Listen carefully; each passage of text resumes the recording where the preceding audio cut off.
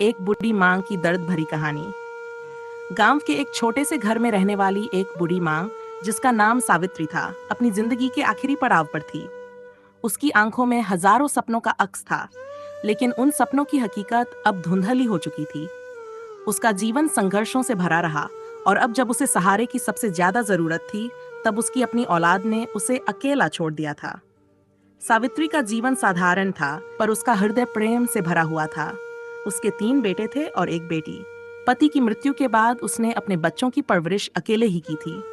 वह मेहनत करती, खेतों में काम करती, दूसरों के घरों में जाकर मजदूरी करती, ताकि उसके बच्चों को भूखा न सोना पड़े। उसने कभी खुद के लिए कुछ नहीं चाहा, बस यही इच्छा थी कि उसके बच्चे पढ़ लिख कर बड़े आदमी बने और उसे सम्मान और प्यार दें। समय बीता, बच्चे बड़े हुए। जैसे जैसे वे बड़े होते गए, उनके साथ साथ उनकी जरूरतें भी बढ़ती गईं। सावित्री ने किसी तरह उन्हें पढ़ाया लिखाया। बेटों ने नौकरी पाली और शहर में जा बसे। बेटी की शादी भी हो गई और वह अपने ससुराल चली गई। शुरू शुरू में बेटे माँ से मिलने आते थे। सावित्री के लिए वह दिन किसी त्योहार से कम नहीं होता था जब उसके बेटे घर आते थे। वह उनके लिए स्वादिष्ट भोजन बनाती, अपने हाथों से उन्हें खिलाती और उनकी बातें सुनकर खुश होती।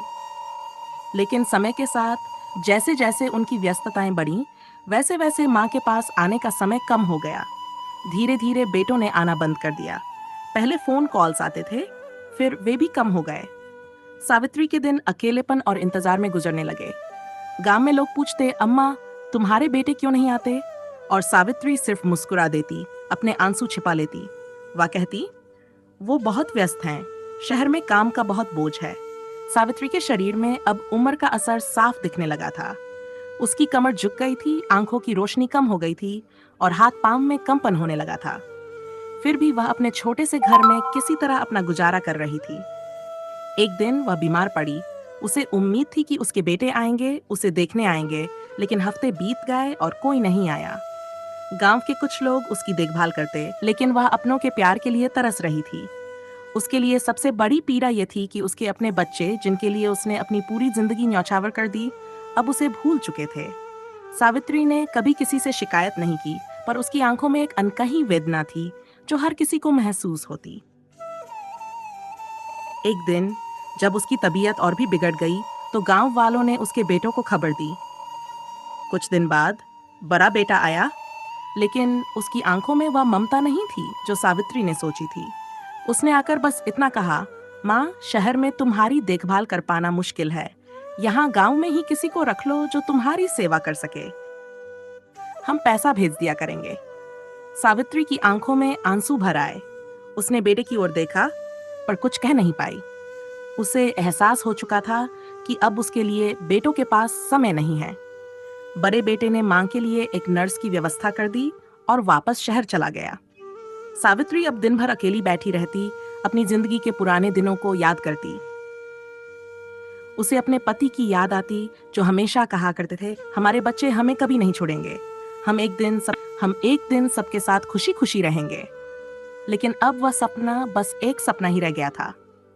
उसकी जिंदगी के अंतिम दिनों में उसे केवल अकेलापन, इंतजार और निराशा मिली थी। सावित्री की सेहत दिन ब दिन खराब होती जा रही थी। उसकी एकमात्र सहारा अब नर्स थी, जो अपनी ड्यूटी पूरी करके चली जाती थी। एक रात सावित्री बहुत बीमार हो गई। उसे लगा कि उसकी अंतिम घड़ी नजदीक है। वह चाहती थी कि उसके बेटे उसके पास हों, उसका हाथ थामे, लेकिन कोई नहीं आया। उसने अपने बच्चों के लिए एक पत्र लिखा था, जिसे नर्स को देने के लिए कहा। उस पत्र में लिखा था, बेटा, मैंने तुम्हें अपनी जिंदगी का हर एक पल दिया, लेकिन अब मेरे पास कुछ नहीं बचा है। मैंने तुमसे कभी कुछ नहीं मांगा, लेकिन आज मेरे आखिरी समय में तुमसे एक ही गुजारिश है कि जब मैं इस दुनिया से जाऊं तो मेरे पास रहो। मुझे सिर्फ इतना ही प्यार चाहिए। कुछ दिनों बाद सावित्री की मृत्यु हो गई। उसके बेटे अंतिम संस्कार के लिए आए, लेकिन तब तक बहुत देर हो चुकी थी। गांव वालों ने सावित्री की अंतिम यात्रा निकाली और बेटे सिर्फ एक औपचारिकता निभाकर चले गए। सावित्री के जीवन की ये कहानी उन लाखों माताओं की कहानी है जो अपनी जिंदगी अपने बच्चों के लिए समर्पित कर देती हैं, लेकिन अपने अंतिम दिनों में अकेली रह जाती हैं। यह कहानी हमें यह सोचने पर मजबूर करती है कि क्या हमारी जिम्मेदारी सिर्फ आर्थिक रूप से मदद करना है, या हमें अपने माता पिता को प्यार और समय भी देना चाहिए। सावित्री की आंखों में स्नेह था और उसकी आत्मा में ममता। उसने कुछ भी गलत नहीं किया। फिर भी उसे जीवन के अंतिम क्षणों में जो अकेलापन मिला, वह हमारे समाज के लिए एक बड़ी सीख है।